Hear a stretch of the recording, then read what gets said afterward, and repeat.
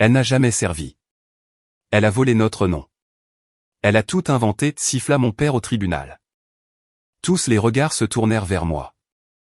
Je ne sciais pas. Je fixai simplement la juge. Elle se leva lentement. Et retira sa robe. Mon père élevait rarement la voix. Il n'en avait pas besoin. Il avait une manière de traverser une pièce avec une phrase si nette qu'elle ne laissait aucune trace de sang sur le sol, juste le silence. Mais ce matin-là, dans la salle d'audience on sait, il ne se soucia pas de la précision. Elle n'a jamais servi. Il prononça chaque mot aiguisé par quelque chose approchant le mépris. Elle a volé notre nom. Tout cela est un mensonge. Le son ne résonna pas. Il atterrit. Les gens se tournèrent, pas lentement, mais tous à la fois. Un frisson parcourut les têtes, les regards, les stylos s'arrêtant en pleine note. Quelqu'un à l'arrière laissa échapper un soupir discret, comme s'il avait attendu précisément cette phrase. Je ne le regardais pas. Je fixais le banc, la femme assise au-dessus de nous dans une robe sombre, sa posture immobile, son regard indéchiffrable. La juge Marie Éveil était restée silencieuse toute la matinée.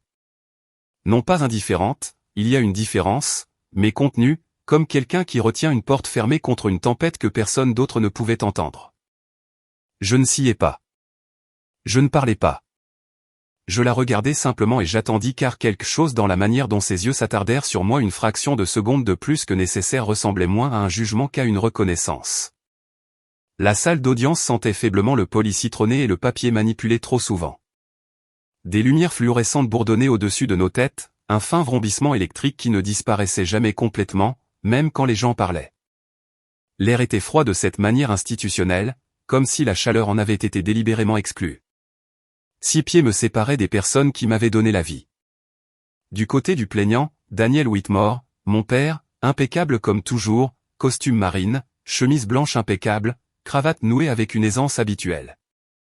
Ses cheveux étaient argentés maintenant, mais coiffés en arrière avec un contrôle qui suggérait la discipline plutôt que l'âge. À côté de lui était assise ma mère, Evelyne.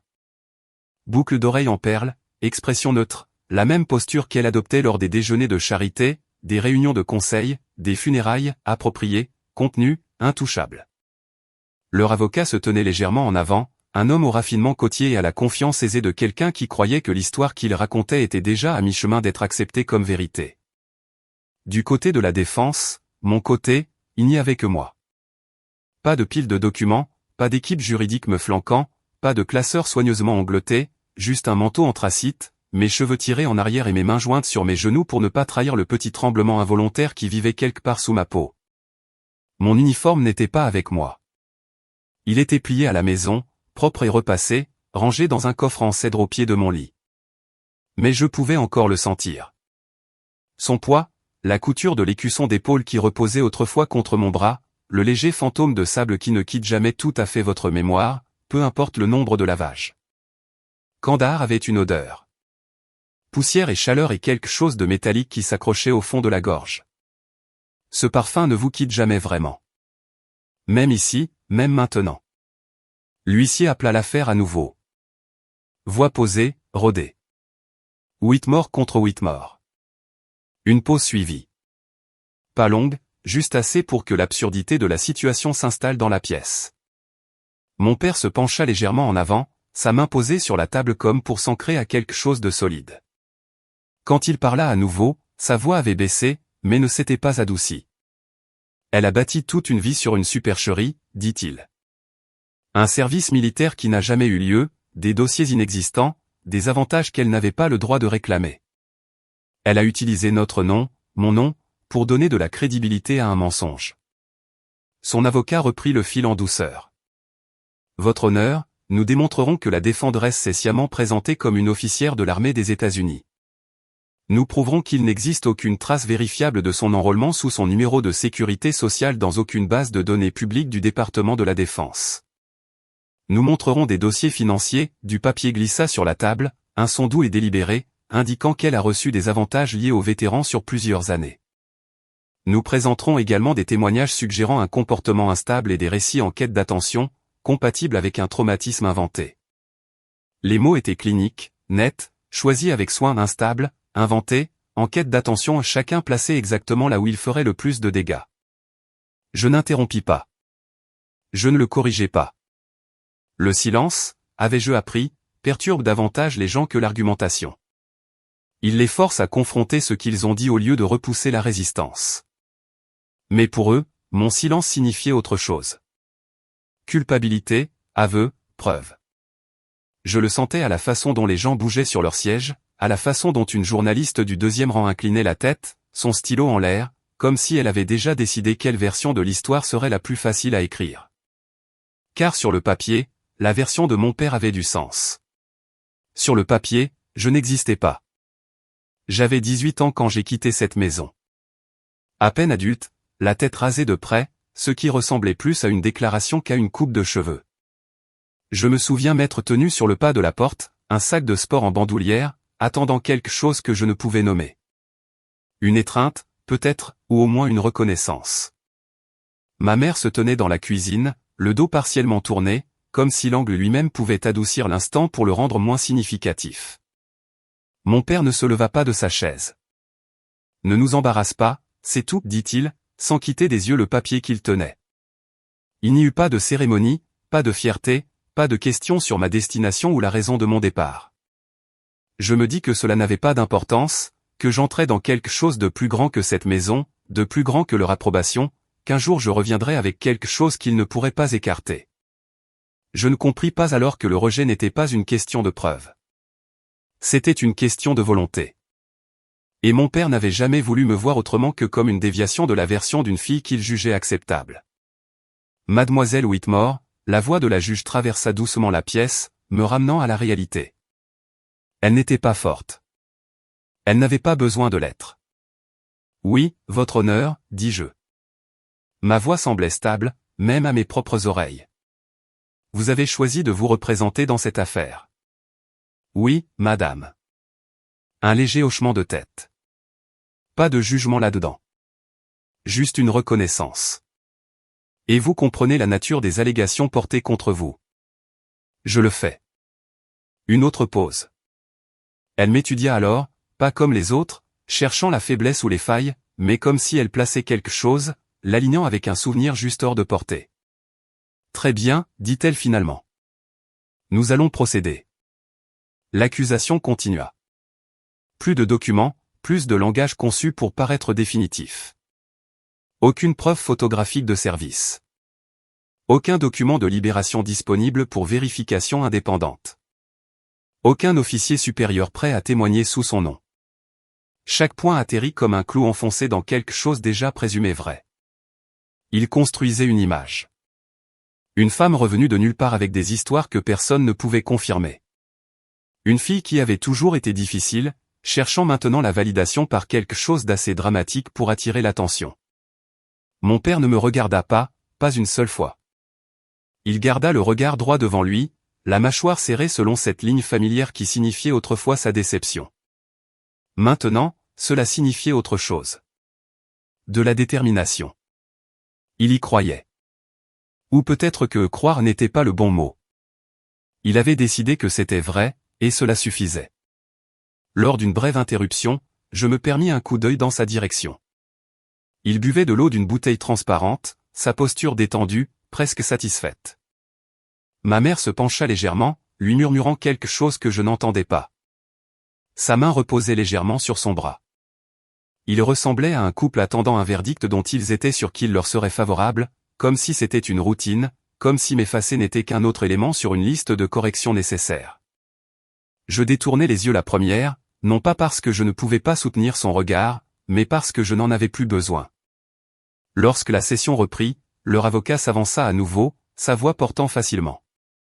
Votre honneur, si la défenderesse a vraiment servi, il y aurait des preuves vérifiables, une unité, un dossier, une chaîne de commandement prête à confirmer ces allégations.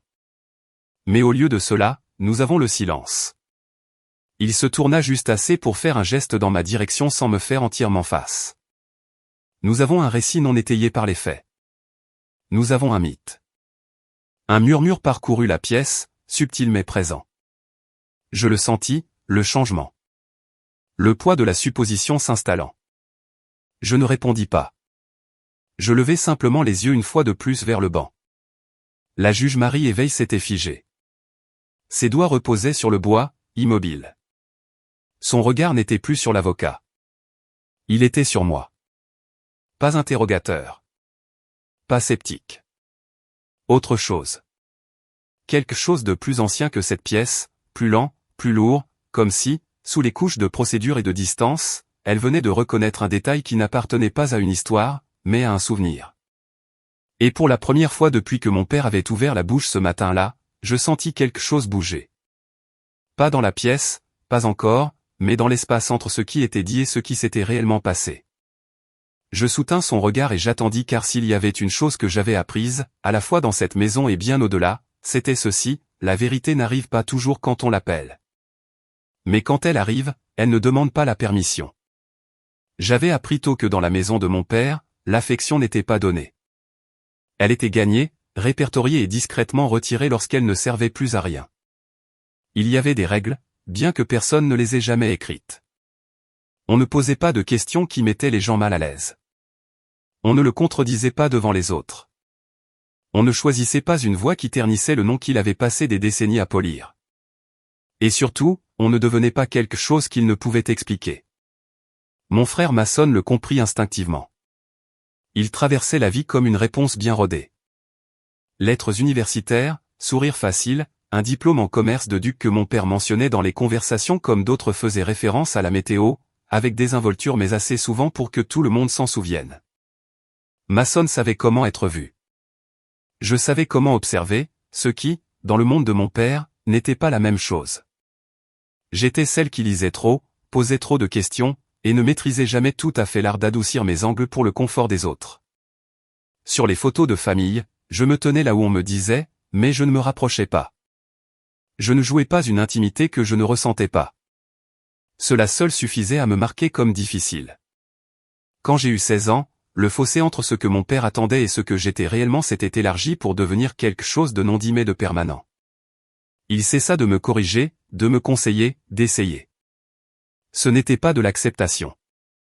C'était du désengagement. Quand je me suis enrôlé, il appela cela une phase. La rébellion finit par s'éteindre d'elle-même, dit-il à l'un de ses collègues lors d'un dîner, comme si je n'étais pas assise à 1 mètre de là. Elle reviendra à quelque chose de plus approprié. Approprié. C'était son mot préféré pour tout ce qui rentrait dans sa compréhension du monde. L'armée, non. Je ne me suis pas enrôlé pour lui prouver qu'il avait tort. Pas exactement.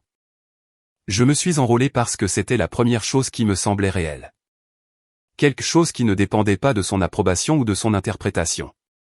Quelque chose avec des conséquences qui ne pouvaient être négociées lors d'une conversation polie. L'entraînement de base a tout dépouillé.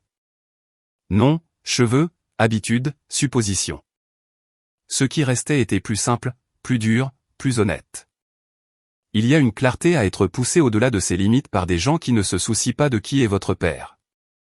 Personne là-bas ne connaissait le nom Whitmore. Personne ne s'en souciait. Pour la première fois, cela ressemblait à un soulagement. Le premier déploiement vint plus vite que prévu. Kandahar n'était pas ce que les gens imaginent quand ils en entendent parler de loin. Ce n'était pas un lieu unique. C'étaient des couches de poussière, de chaleur et de tension qui ne se dissipaient jamais complètement. L'air lui-même semblait alerte, comme s'il attendait que quelque chose se brise. Je n'étais pas d'infanterie. Je ne menais pas de patrouille dans les villages ni ne nettoyais des bâtiments. J'étais affecté à une unité d'évacuation médicale opérant en coordination avec des routes qui n'apparaissaient pas sur les cartes standards. Notre travail était simple en théorie, entrer, stabiliser, sortir. En pratique, cela signifiait arriver au pire moment de la journée de quelqu'un, parfois de sa vie. On ne se souvient pas de tous les visages. On ne peut pas. Notre esprit apprend à se protéger de manière qu'on ne remarque qu'ensuite. Mais on se souvient des détails, une voix, une main qui serre la vôtre trop fort. La façon dont quelqu'un prononce votre nom en essayant de ne pas paniquer. On se souvient du poids. Toujours le poids. La nuit où tout a changé ne s'est pas annoncé. Les convois ne viennent pas avec des avertissements. Ils viennent avec une répétition routinière. Le faux confort de faire quelque chose assez souvent pour que cela commence à sembler prévisible. Nous étions 3 véhicules en profondeur quand l'explosion a frappé. Le son était faux. Pas plus fort que prévu, juste plus proche. Immédiat d'une manière qui contournait la pensée et passait directement à la réaction. L'entraînement a pris le dessus. Mouvement, évaluation, triage. Il n'y avait pas de temps pour traiter quoi que ce soit au-delà de ce qui était devant vous. Pas de place pour la peur. Cela est venu plus tard, si cela est venu du tout. Je me souviens d'abord de la chaleur, puis de l'odeur de métal brûlé, quelque chose de plus piquant en dessous. Quelqu'un criait des coordonnées. Quelqu'un d'autre appelait un infirmier qui ne répondait pas. Et puis je bougeais. Les mains sur un corps. Pression là où il y avait trop de sang. Des instructions que je ne me souvenais pas avoir formulées, sortant de ma bouche comme si elles avaient attendu là depuis toujours. Reste avec moi. Ne ferme pas les yeux. Regarde-moi. Je disais ces choses à des étrangers, à des gens dont je ne connaissais pas les noms, dont je ne verrais jamais la vie au-delà de cet instant. Mais cette nuit-là, l'un de ces visages est resté. Non pas parce qu'il était différent, mais à cause de ce qui a suivi. Je n'ai pas parlé de Kandahar en rentrant. Non pas parce que je ne voulais pas, mais parce qu'il n'y avait pas d'endroit pour cela. On ne peut pas placer ce genre d'expérience dans une pièce où les gens discutent de plans de dîner et d'agendas sociaux. Ça ne colle pas. Ça reste là, lourd et déplacé, jusqu'à ce que quelqu'un change de sujet ou fasse semblant que cela n'a jamais été mentionné. Alors, j'ai appris à ne pas en parler. 3 ans passèrent avant que je ne revienne à la maison pour plus de quelques jours à la fois. À ce moment-là, les fractures s'étaient stabilisées, devenant prévisibles.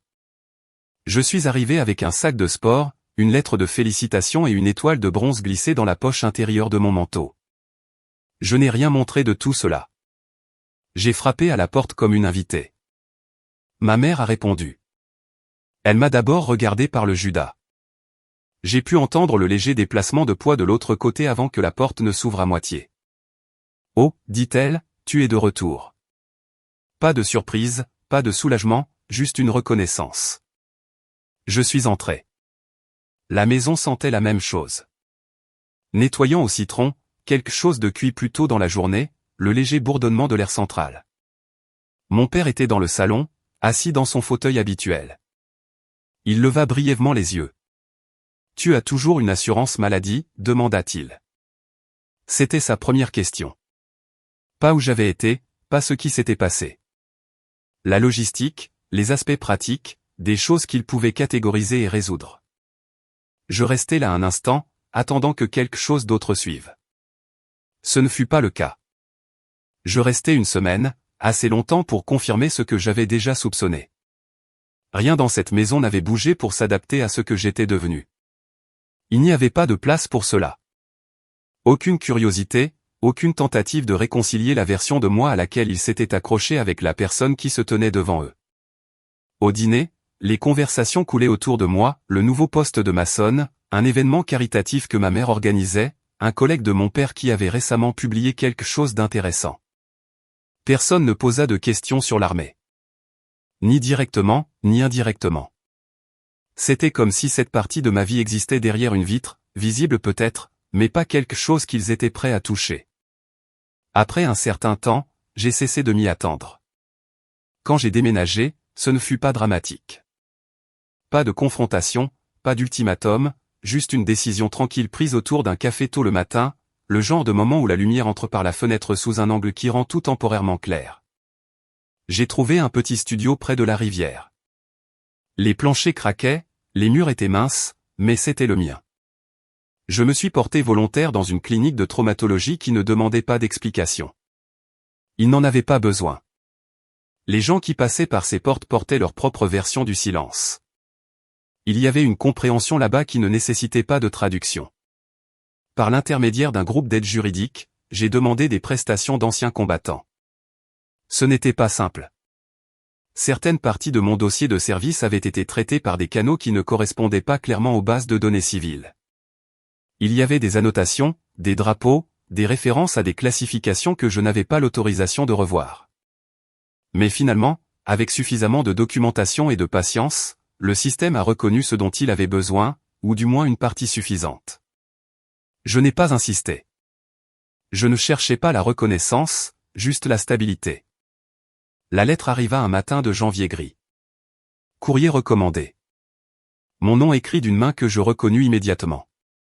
Je restai dans l'encadrement de la porte plus longtemps que nécessaire, l'enveloppe toujours scellée, une sensation de serrement se formant dans ma poitrine que je ne pouvais nommer. Quand je l'ouvris, le langage était exactement celui auquel je m'attendais. Formel, précis, distant.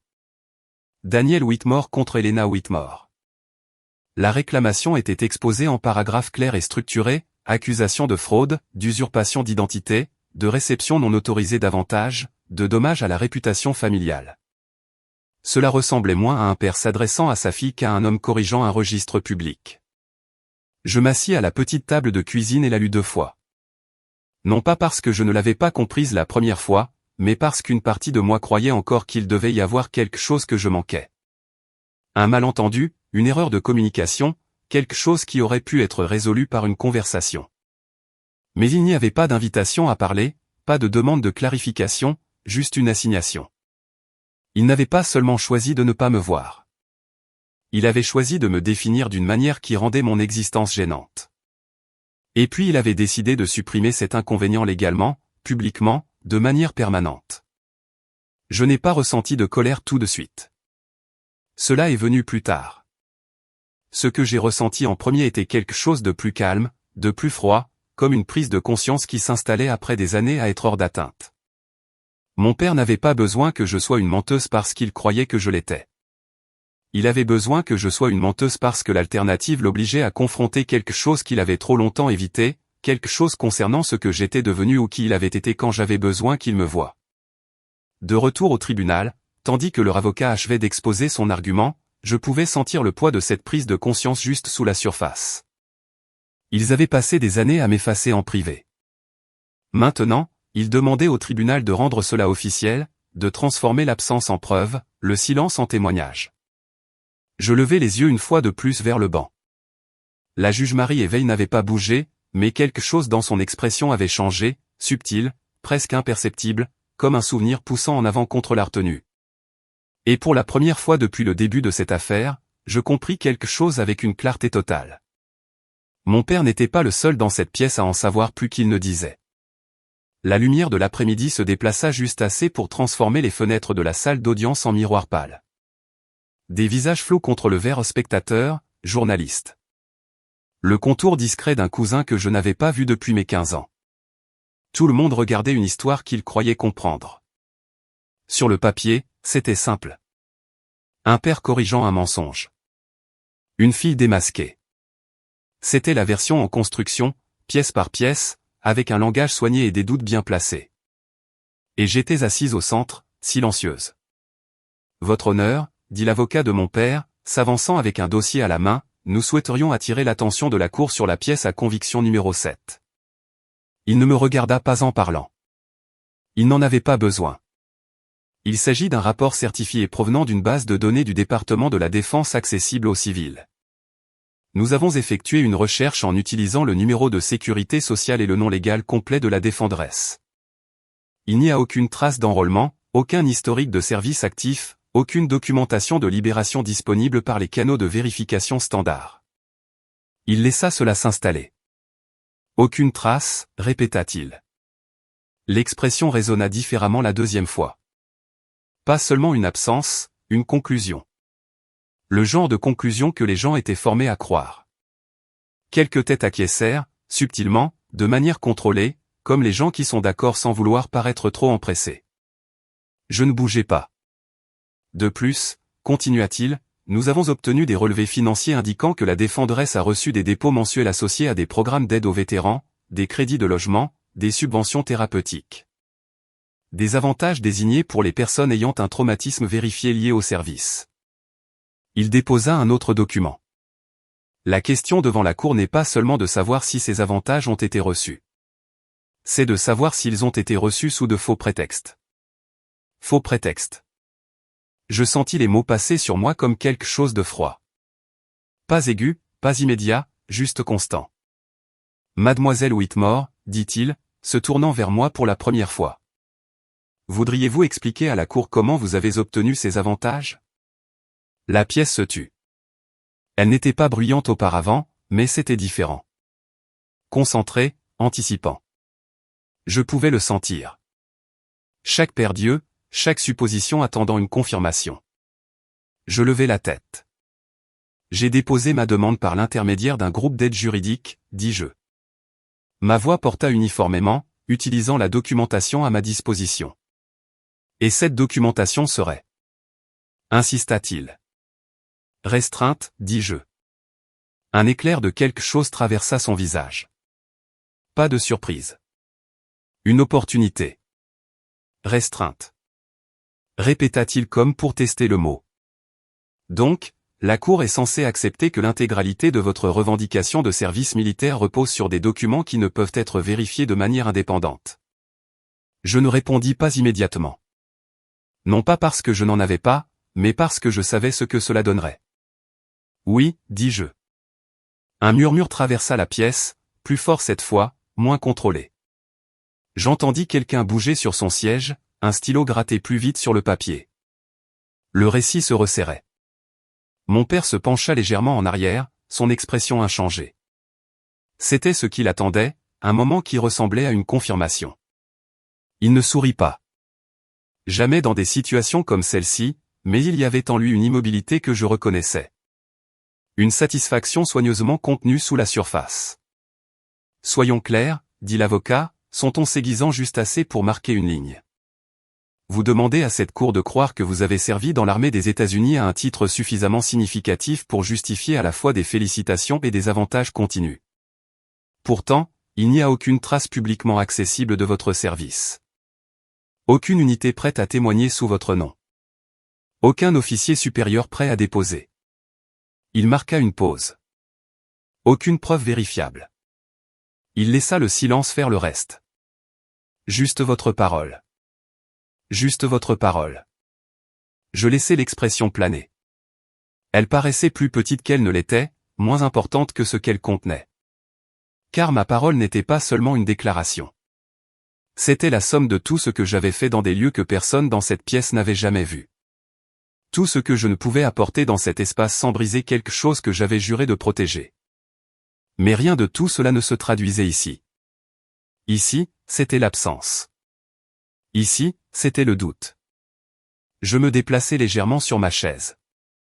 Mes mains toujours jointes, ma posture inchangée. De l'autre côté de la pièce, une journaliste se pencha en avant, les yeux plissés comme pour saisir l'instant précis où je craquerais. Je ne lui en donnai pas l'occasion. La juge n'avait pas parlé. Pas depuis le début de l'interrogatoire, mais je pouvais sentir son attention. Pas le genre qui guette les erreurs, mais le genre qui écoute ce qui se trouve sous les mots. Mademoiselle Whitmore, poursuivit l'avocat, si vous avez vraiment servi, il y aurait des personnes, des individus vivants et vérifiables qui pourraient confirmer votre présence, votre rôle, votre action. Il fit un pas de plus. Où sont-ils? La question atterrit plus durement que les autres. Non pas parce que je n'avais pas de réponse, car j'en avais. Trop de visages, de voix, de noms qui venaient avec des images que je ne me permettais pas de revisiter sauf nécessité. Certains d'entre eux étaient partis. Certains avaient continué leur vie sans tribunaux ni témoignages publics. Et certains d'entre eux étaient liés à des opérations qui n'étaient jamais censées être discutées en dehors de canaux très spécifiques. Je levai les yeux, non pas vers lui, mais vers le banc, vers la juge Marie Éveil. Son expression n'avait pas changé, mais sa main, elle, reposait contre le bois du banc, les doigts légèrement courbés comme s'il s'accrochait à quelque chose. « Je suis là », dis-je doucement. Ce n'était pas la réponse qu'il voulait. Il fronça légèrement les sourcils. « Je suis désolé. »« Je suis là », répétai-je. « Ce n'est pas ce que j'ai demandé, » dit-il, une pointe d'impatience transparaissant. « Non, dis-je. Ce n'est pas le cas. » Je soutins son regard un instant, juste assez longtemps pour qu'il comprenne exactement ce qu'il faisait. Puis je regardai de nouveau la juge. Il y eut un changement, petit mais réel. Ses yeux se tournèrent non pas loin de moi, mais vers l'intérieur, comme si elle alignait quelque chose, un détail, un souvenir, quelque chose qui avait été déplacé jusqu'à présent. « Votre honneur, » dit l'avocat, se tournant à nouveau vers le banc. La position du plaignant reste claire.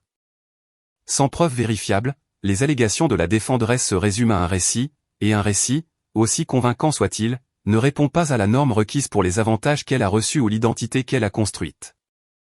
Récit. Ma vie réduite à une histoire. Quelque chose de raconté, de mis en doute, d'optionnel. La juge inspira lentement. Je le vis. La montée et la descente de ses épaules, contrôlée, délibérée. Elle baissa les yeux vers les documents devant elle, puis les releva. Pas vers l'avocat, vers moi.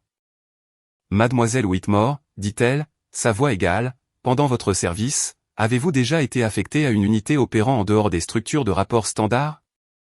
La question atterrit différemment. Pas pour la salle. Pour moi? Oui, madame, dis-je, un éclair de nouveau, subtil mais indubitable. Pouvez-vous développer? Demanda-t-elle. Non, madame. Une autre pause. Pas parce que vous ne le voulez pas, dit-elle. Non, madame. Parce que vous ne le pouvez pas. Oui, madame. La pièce changea de nouveau, confusion cette fois, malaise. Cela ne suivait pas le chemin attendu. Elle hocha la tête une fois lentement, comme si elle se confirmait quelque chose. Y a-t-il eu, continua-t-elle, un incident impliquant un convoi et une détonation d'IED pendant votre séjour à Kandahar? L'air changea. Pas de manière spectaculaire, mais suffisamment. Je le sentis dans ma poitrine avant même de traiter pleinement les mots. Oui, madame, dis-je. Ma voix ne trembla pas, mais quelque chose en moi, oui. À la suite de cet incident, dit-elle, avez-vous été impliqué dans la fourniture d'une intervention médicale immédiate au personnel sur place? Le souvenir revint plus net cette fois. Chaleur, bruit, le poids de quelqu'un dans mes mains. Oui, madame. Son regard soutint le mien. Vous souvenez-vous, demanda-t-elle, d'une extraction secondaire impliquant un agent de liaison juridique rattaché à l'opération? La pièce était silencieuse. Trop silencieuse, car personne d'autre ne comprenait ce qu'elle demandait. Mais moi, oui. J'avalai une fois. Son bras a été touché, dis-je. Haut sur l'épaule, saignement artériel. Nous avons dû stabiliser avant l'évacuation aérienne. Une pause. Elle n'arrêtait pas de demander un journal de bord, ajoutai-je. Ne voulait pas lâcher prise même quand elle s'évanouissait. Le coin de la bouche de la juge bougea. Pas un sourire. Une reconnaissance. Je me souviens, dit-elle doucement. Les mots ne portèrent pas loin, mais ils n'en avaient pas besoin. Ils n'étaient pas pour la pièce. Ils étaient pour moi. L'avocat se déplaça visiblement, incertain. Votre honneur, je ne suis pas sûr de cette ligne de question. Elle leva la main. Il s'arrêta. Non pas parce qu'il était d'accord, mais parce que quelque chose dans son ton indiquait clairement que ce n'était pas une suggestion. Elle baissa les yeux vers le banc un instant, puis les releva, ses yeux plus fermes maintenant, résolus. Avocat, dit-elle, sa voix reprenant sa cadence formelle. Vous avez demandé où était la preuve. Une pause. Vous voudrez peut-être reconsidérer la portée de cette question. La pièce retint son souffle, et pour la première fois depuis le début de l'affaire, la version de l'histoire que mon père avait construite nette, contrôlée, incontestée commença à montrer sa première fine fracture. La fracture ne produisit aucun son au début. Pas de craquement, pas d'inspiration brusque, juste un subtil décalage dans le rythme de la pièce, comme un métronome qui perd un demi-temps. Les gens le sentirent avant de le comprendre. On le voyait à la manière dont les épaules se raidissaient, à la manière dont la confiance de l'avocat se transformait en quelque chose de plus prudent, de plus délibéré. Mon père le remarqua aussi. Il se pencha légèrement en avant, ses doigts pressant la table, sa posture se raidissant, non pas de panique, mais de contrôle. Il recalculait, s'ajustait, comme il le faisait toujours lorsqu'une conversation ne prenait pas la direction qu'il souhaitait. Mais ce n'était pas une conversation, et ce n'était plus sa pièce. Votre honneur, commença son avocat, forçant une légèreté dans son ton qui ne tenait pas tout à fait, avec respect, des souvenirs anecdotiques, aussi sincères soient-ils, ne peuvent se substituer à une documentation vérifiable. La cour doit se fier. Avocat. Elle n'éleva pas la voix. Elle n'en avait pas besoin. Le seul mot s'installa sur la pièce avec un poids qui écrasa tout le reste. Il s'arrêta. Pas au milieu d'une phrase, au milieu d'une pensée. La juge Marienval ne le regarda pas. Elle me regarda, et pour la première fois depuis le début de la procédure, elle ne ressemblait pas à une juge pesant les arguments. Elle ressemblait à quelqu'un qui se souvenait de quelque chose qu'elle avait essayé très fort de ne pas oublier. Vous avez demandé où était la preuve, dit-elle à nouveau, plus lentement cette fois, chaque mot placé avec soin. Vous avez demandé un compte rendu vérifiable, un témoin, une confirmation qui puisse résister à l'examen. Elle se leva.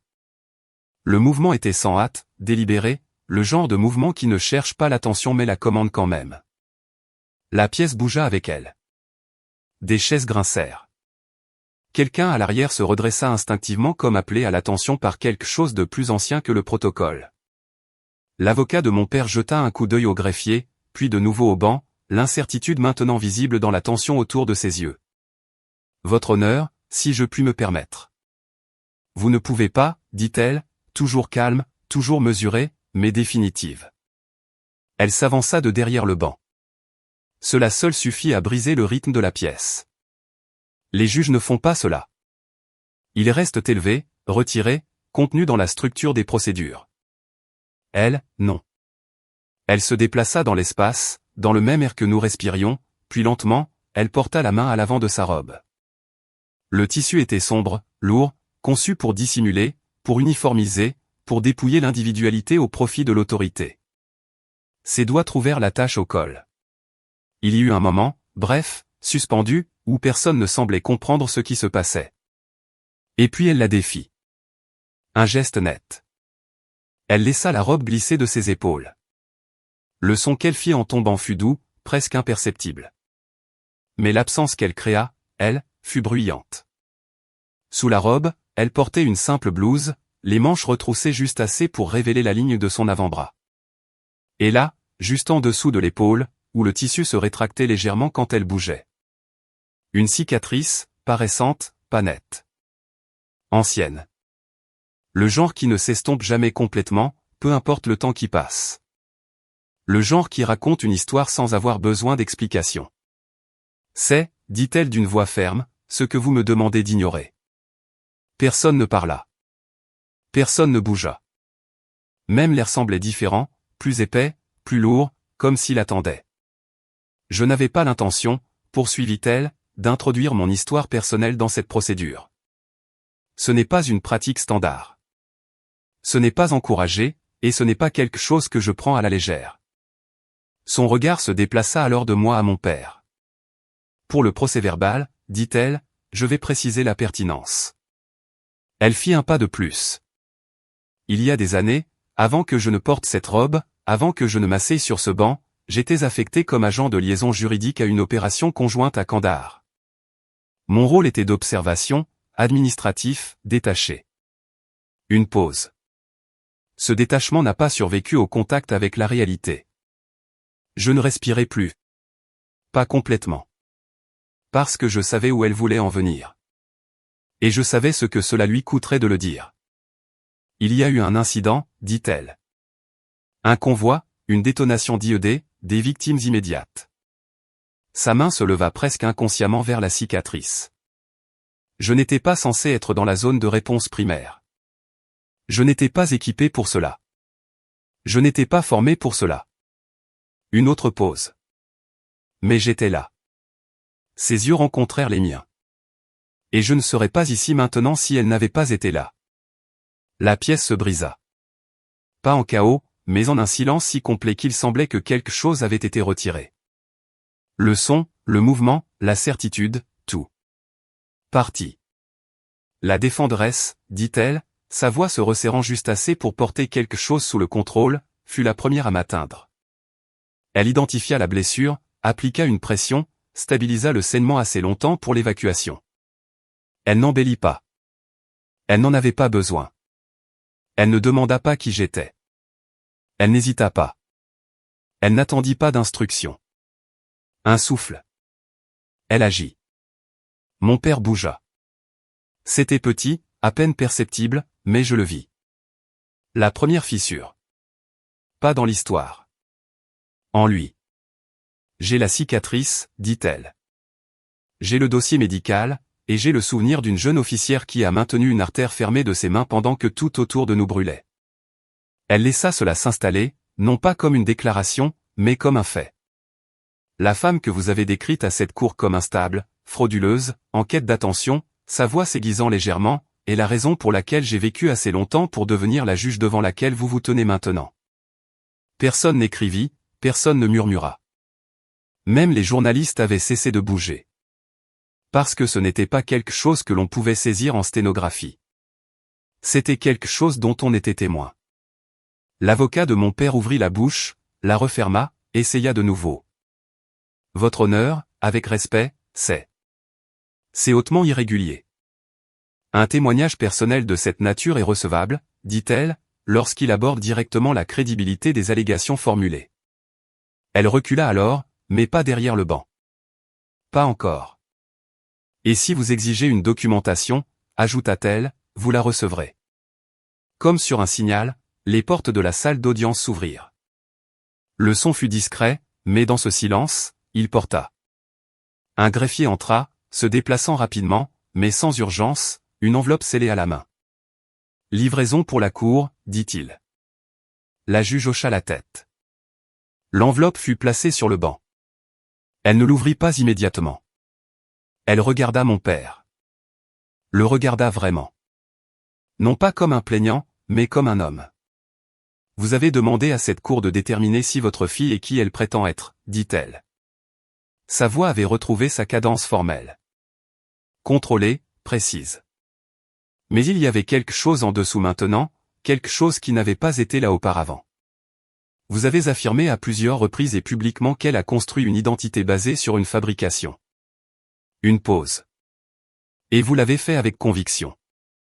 Elle ouvrit l'enveloppe. Du papier glissa. Officiellement tamponné. Marqué d'une manière qui n'appartenait pas au système civil. Ces documents, dit-elle, les parcourant brièvement, ont été publiés en vertu d'un ordre de déclassification d'urgence autorisé au cours des 12 dernières heures. Une onde traversa la pièce, nette cette fois, incontrôlée. Dossier de service, continua-t-elle, journaux de déploiement, félicitations, vérification de la chaîne de commandement. Elle souleva légèrement une page et un rapport de terrain portant la signature de l'officier commandant présent lors de l'incident de Kandahar en question. Ses yeux se levèrent, ce qui correspond au témoignage que je viens de fournir.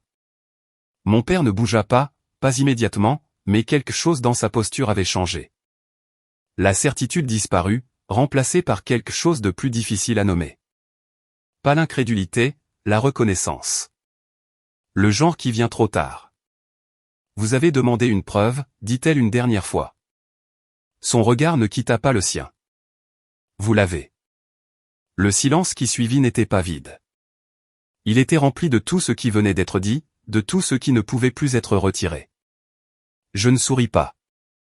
Je ne parlais pas. Je me contentais d'expirer lentement, prudemment, comme si j'avais retenu quelque chose pendant des années et qu'on m'avait enfin donné la permission de le laisser partir. La robe gisait là où elle l'avait laissée, repliée en rien, l'autorité momentanément mise de côté, la vérité prenant sa place. Et de l'autre côté de la pièce, mon père restait immobile. Pour la première fois de ma vie, il ressemblait à un homme qui n'avait plus de moyens de contrôler ce qui allait suivre. La décision elle-même ne fut pas dramatique. Pas de coups de marteau, pas de voix élevées, pas de moment créé pour le spectacle. La juge Marie Éveil retourna au banc, la robe en place, non pas comme un camouflage, mais comme une structure. La pièce bougea avec elle, se reformant autour des lignes familières de la procédure. Mais quelque chose d'essentiel avait déjà changé. On le sentait à la façon dont personne ne se penchait en arrière pour trouver du confort. L'affaire fut classée sans suite. Les mots étaient précis, définitifs, non seulement une perte pour le plaignant, mais une fermeture du chemin qu'il avait choisi. Il n'y aurait pas de nouveau dépôt, pas de seconde tentative pour remodeler le récit sous un angle différent. La version de moi de mon père venait de se voir refuser la seule chose à laquelle il faisait le plus confiance, la permanence juridique.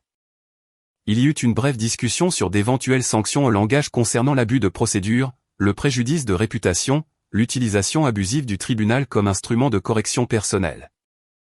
Son avocat tenta de récupérer du terrain, de recadrer l'intention comme une préoccupation, une confusion, une affaire familiale allait trop loin. Cela ne prit pas. La juge écouta, reconnut, puis avança. Il y a des moments où un système révèle exactement ce qu'il peut faire et ce qu'il ne peut pas faire. Il pouvait blanchir mon nom. Il ne pouvait pas réparer ce qui avait été brisé bien avant que nous n'entrions dans cette pièce. Les gens commencèrent à bouger. Des chaises se déplacèrent. Des papiers furent ramassés. Le faible murmure des voix revint, hésitant d'abord, puis plus certain à mesure que la structure de la salle d'audience se réaffirmait. Une jeune femme en uniforme se tenait près de l'allée, sa posture droite, son expression composée. Quand je passai devant elle, elle leva la main en un salut discret et respectueux. Je lui rendis avec un hochement de tête. Rien de plus, rien de nécessaire. Derrière moi, quelqu'un murmura mon nom, pas fort, pas pour attirer l'attention, mais comme pour confirmer son existence. Helena Whitmore. Pendant longtemps, l'entendre en public avait été ressenti comme une exposition. Maintenant, cela semblait neutre, comme quelque chose qui ne nécessitait plus de défense. Je n'attendis pas que mon père s'approche. Je ne le cherchais pas, mais en atteignant les portes, je sentis ce changement dans l'air qui se produit lorsque quelqu'un vous observe avec intention. Je marquai une pause, non par obligation, mais par clarté. Puis je me retournai. Il était toujours assis. La pièce s'était vidée autour de lui de manière à rendre l'espace plus grand qu'il ne l'était. Ma mère était assise à côté de lui, les mains jointes sur ses genoux, sa posture inchangée, bien que ses yeux aient perdu leur concentration habituelle. Le regard de mon père rencontra le mien. Un instant, aucun de nous ne parla. Il y avait mille choses qu'il aurait pu dire. Des explications, des justifications, une version d'excuse qui n'utilisait jamais vraiment le mot. Il avait toujours été doué avec le langage, toujours capable de le modeler en quelque chose qui sonnait raisonnable, même quand ce ne l'était pas. Mais maintenant, il ne restait plus rien à modeler. Tu as rendu cela public, dit-il finalement. Pas fort, pas en colère, juste une déclaration, comme si c'était la partie qu'il ne pouvait concilier. Je soutins son regard. Non, dis-je. C'est toi. Le silence qui suivit n'était pas aigu. Il était creux. Il me regarda une seconde de plus comme s'il cherchait quelque chose qu'il reconnaissait. Puis il hocha la tête une fois. Un petit mouvement, pas un accord, pas une acceptation, juste la reconnaissance que la conversation, quelle qu'elle ait été, était terminée. Je n'attendis pas plus. Je me retournai et sortis. Dehors, l'air était épais de la chaleur de fin d'après-midi. L'humidité pressait contre ma peau, m'ancrant d'une manière que le froid stérile de la salle d'audience n'aurait jamais pu. Des journalistes s'étaient rassemblés près des marches. Microphone, caméra, questions déjà formées dans leur posture avant même d'être prononcées. Capitaine Whitmore, avez-vous une déclaration? Pouvez-vous répondre aux allégations? Je continuai de marcher. Non pas parce que je n'avais pas de réponse, mais parce que je n'avais pas besoin de les donner ici. Plus maintenant. La vérité était déjà arrivée. Elle n'avait pas besoin d'amplification. Cette nuit-là, je me tenais dans mon appartement. La fenêtre entr'ouverte juste assez pour laisser filtrer le bruit lointain de la ville. Une sirène quelque part au loin. Le faible vrombissement de la circulation. La vie continuait dans un rythme qui n'avait rien à voir avec ce qui s'était passé ce jour-là. Je versai un verre d'eau, le posai et laissai le silence s'installer. J'avais déjà imaginé ce moment, la fin de tout cela. Ce que cela ferait de voir tout exposé, confirmé, validé. Je pensais que ce serait une victoire. Ce ne fut pas le cas. Cela ressemblait à une absence. Comme si quelque chose qui avait occupé trop d'espace pendant trop longtemps avait finalement été retiré. Pas remplacé, juste parti. 2 semaines plus tard, une lettre arriva. Papier épais. L'écriture de mon père. Je la reconnus avant de l'ouvrir. À l'intérieur, le langage était exactement ce à quoi je m'attendais, mesuré, formel. Il y avait mention de regrets, de mauvaises interprétations, des complexités des dynamiques familiales sous pression. Il signa, Daniel Whitmore, pas de tentative de combler la distance, juste un nom, de la même manière qu'il m'avait adressé dans la plainte. Je lus le premier paragraphe. Puis je m'arrêtai, pliai le papier et le mis de côté, non par colère, mais par compréhension. Certaines personnes ne s'excusent pas.